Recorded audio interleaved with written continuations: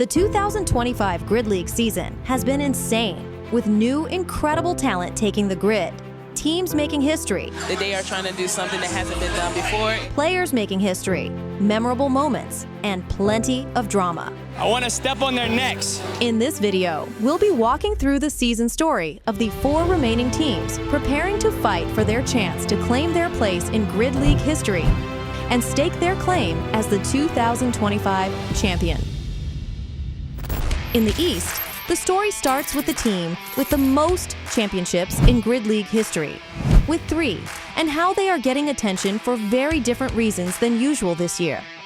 In the offseason, the Orlando Aces and the Fort Lauderdale Lions combined to create what many considered a super team and completely shifted the face of the team.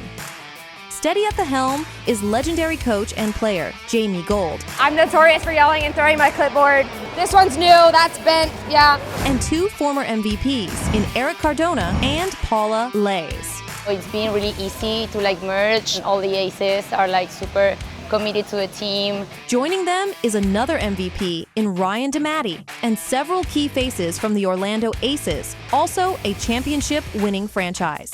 Among them is a second-year player who is getting attention for very different reasons than the Lions are used to: his mouth. After a very controversial race early in the season, Taylor Sturgis stirred the pot by posting it on his account with some defiant words. This led to a lot of criticism throughout the league, both publicly and privately. He doubled down as the villain in his live match interviews. What do you tell the team to finish this thing off strong in the sprint relay? I want to step on their necks. And follow-up social media interactions. In a recent poll asking, who would you most like to see lose a ringer point? He was the top choice by a landslide. This is a different look for the Lions, and Coach Gold had this to say about it. That was new for me as a coach. If he gets shut up, he'll shut up. But if he doesn't, he'll keep going. While they may be getting attention for their new culture, the Lions are also a force to reckon with, boasting an undefeated regular season record for the first time in their history. That record did not come easy, as they barely pulled a win off in a heated match with the team they will face in the playoffs, the Palm Beach Breakers. The Breakers were born from a merger in 2020 that involved Matt Hornaday taking the reins as an owner and head coach. Since then, the Breakers have had trouble finding consistency in their roster year to year with a lot of turnover. Only former strength specialist of the year, Vita Vetterkind, and bodyweight beast, Jonathan Restrepo, have been with the team longer than 2 years. That said, last year represented a big shift for the Breakers. Grid League power couple Shea and Joshua Newell quickly established a leadership role with the team. As a team, worlds difference. Oh, yeah. It's the worlds of improvement on the team side. It's taken me so much further than CrossFit ever did or weightlifting ever did, so I'm excited to see where it ends up. And brought with them top-level utility player Evan Newman. It's just been really an awesome experience just to see how much the team has grown from last year to this year, and I think it's only going to keep getting better. They, along with Hornaday, established a strong culture that has shifted the vibe on the team to one of stability and family. Their off-season additions, including controversial player Jojo Gomez and what they call the Fab Five, as in their 5 high-impact rookies, have shifted their presence in the league to one to be respected and feared.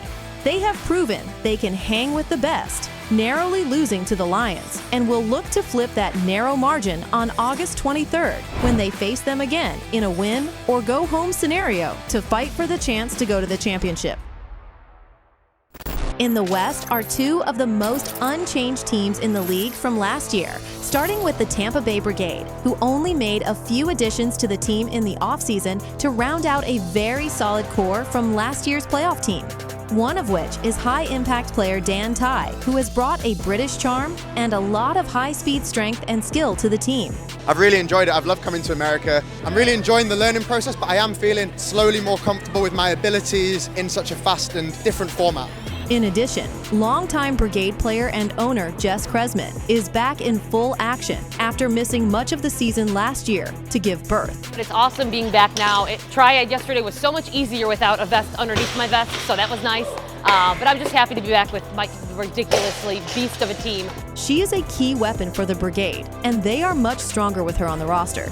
Their young and versatile core gives them a lot of depth, especially on the bodyweight side, and they too have proven they can hang with anyone by shocking the team that had only lost 2 races all season coming into the match against them and taking them to the brink of a loss. That team, the Sharks, have secured their second undefeated regular season in a row for the first time in league's history.